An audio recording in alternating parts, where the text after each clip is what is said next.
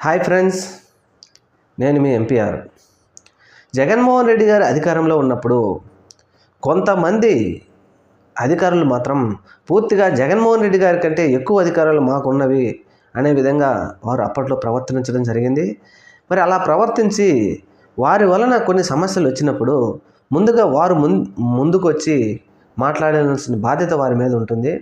కానీ ఇప్పుడు వారు మాత్రం ఏ సమస్య గురించి ఏది వచ్చినా జగన్మోహన్ రెడ్డి గారు బయటకు వచ్చి ఇది ఇలా కాదు అని జగన్మోహన్ రెడ్డి గారు చెప్తున్నారు, కానీ వారు మాత్రం నోరు మెదపడం లేదు.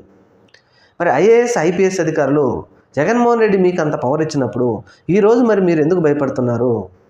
5 సంవత్సరాలు ఎలక్టెడ్ అయినటువంటి పొలిటీషియన్స్ కోసం మీరు భయపడుతున్నారా?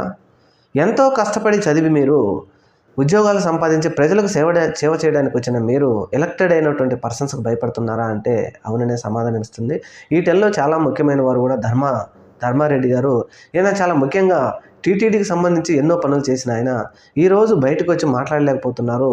మరి ఎందుకనో ఈ ప్రభుత్వానికి భయపడుతున్నారో లేదో ఆయనే చెప్పాలి. ఇలా చాలామంది ఎవరు మాట్లాడకపోయినప్పటికీ ఒక ఐవీఆర్ కృష్ణారావు గారు మాత్రం దాని గురించి మాట్లాడటం జరిగింది. మన రాష్ట్రంలో ఉన్న మేధావులు సుడో మేధావులందరూ కూడా మరి ఇప్పుడు ఎక్కడికి వెళ్ళారు?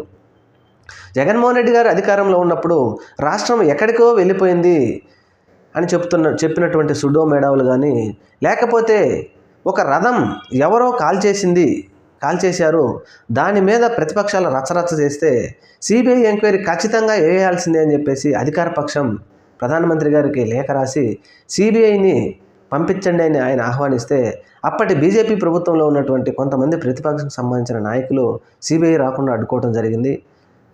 జగన్మోహన్ రెడ్డి గారు ఖచ్చితంగా సిబిఐ ఎంక్వైరీ వేసి నిజాలు తేల్చాల్సిందే అని ఆయన పట్టుబడితే వీరు మాత్రం దానిని వద్దు, సిబిఐ ఎంక్వైరీ వేస్తే నిజాలన్నీ బయటకు వస్తే మన తప్పులు బయటకు వస్తాయని చెప్పేసి వాళ్ళు రానిలేదు.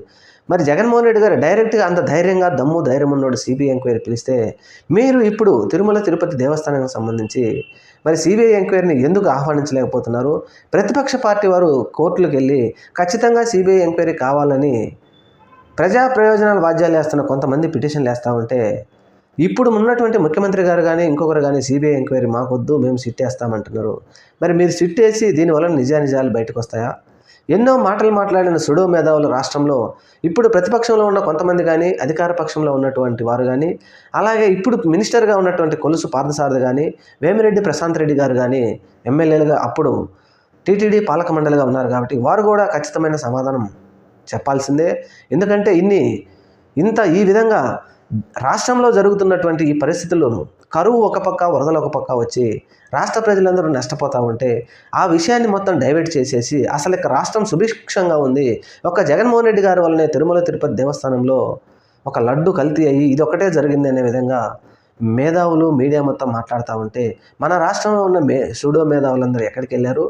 మరి ప్రస్తుత ప్రభుత్వం అధికారంలోకి రావడానికి ఎన్నో మాటలు చెప్పినటువంటి ఈ సుడో మేధావులందరూ ఎక్కడికి పోయారు? వచ్చి మాట్లాడి మరి ప్రజలకు జరుగుతున్న అన్యాయాల గురించి మాట్లాడండి. అధికారం చేపట్టడానికి తెలుగుదేశం ప్రభుత్వం చెప్పిన మాటలు సూపర్ 6 లాంటి హామీల గురించి మరి ఎందుకు మాట్లాడటం లేదు? మరి ఇవన్నీ పక్కకు విజయవాడ ఏలూరు వరద సహాయం ఎటుపోయింది? ఇవన్నీ పక్కకు నెట్టడానికైనా తిరుపతికి సంబంధించినటువంటి ఏమీ లేకపోయినప్పటికీ అక్కడ చంద్రబాబు నాయుడు గారు ముఖ్యమంత్రి అయిన తర్వాత తెచ్చిన ట్యాంకర్లని రిటర్న్ పంపించిన ట్యాంకర్లని కల్తీ అయినాయి అంటే మరి కల్తీ అయిన ట్యాంకర్లు రిటర్న్ వెళ్ళిపోతే ఎలా కల్తీ అయినది? ఇలాంటి కావాల్సిన విషయాలన్నీ ఒకటి కూడా పలుకుకొని కట్టుకథల్లాగా ఏర్పాటు చేసి ప్రజల మనసులో నుంచి డైవర్ట్ చేయడానికే ఈ ప్రయత్నం చేశారని చాలామంది అంటూ ఉన్నారు. మేధావులుగా చెప్పుకున్నటువంటి చాలామంది మన రాష్ట్రంలో అప్పుడు ప్రతిపక్షం ఇప్పుడు అధికారంలో ఉన్నటువంటి చంద్రబాబు నాయుడుకి సపోర్ట్ చేసిన వారంతా వచ్చి సమాధానం చెప్పాలి. మరి మీరు ఎన్నో మాటలు చెప్పి అధికారంలో తీసుకొచ్చారు చంద్రబాబు నాయుడు గారిని. ఇప్పుడు ప్రజలు కొంతమంది అన్నమో రామచంద్ర అంటూ ఒక పూట తినడానికి కూడా లేక, పేద ప్రజలను చదివించుకోవడానికి పిల్లల్ని చదివించుకోవడానికి కూడా స్కూల్స్ లేక, ఐబీ టోఫీ సిబిఎస్ఈ సిలబస్లు లాంటి అన్ని గవర్నమెంట్ స్కూల్లో తీసేసి మీరు ఎప్పటిలాగానే మళ్ళీ తెలుగు చదువుకోండి అని చెప్పేసి పేద ప్రజల పిల్లల్ని గవర్నమెంట్ స్కూల్స్కి పంపిస్తామంటే మరి దీని మీద మీరు ఎందుకు మాట్లాడలేకపోతున్నారో ఇది సుడో మేధావులే చెప్పాలి. ఏం చెప్పినా ఏం చెప్పకపోయినా మీరు మాత్రం మాట్లాడలేరు. ఎందుకంటే చంద్రబాబు నాయుడు గారు గద్దెనెక్కడం మీకు కావాలి. ఆయన గద్దెనెక్కి ఆయన సంబంధించినటువంటి వారు కానీ వారికి సంబంధించిన వారు అభివృద్ధి చెందడమే కావాల్సింది మీకు. పేద ప్రజలని ఆదుకోవడం మాత్రం మీ లక్ష్యం కాదు కాబట్టి ఇది మంచి పద్ధతి కాదు.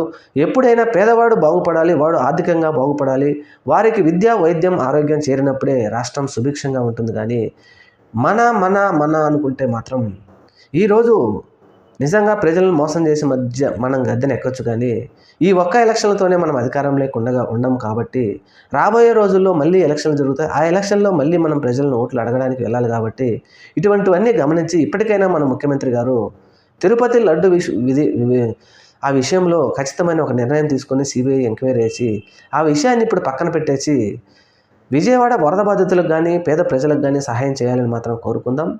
మన ఛానల్ని తప్పకుండా సబ్స్క్రైబ్ చేయండి. Thank you.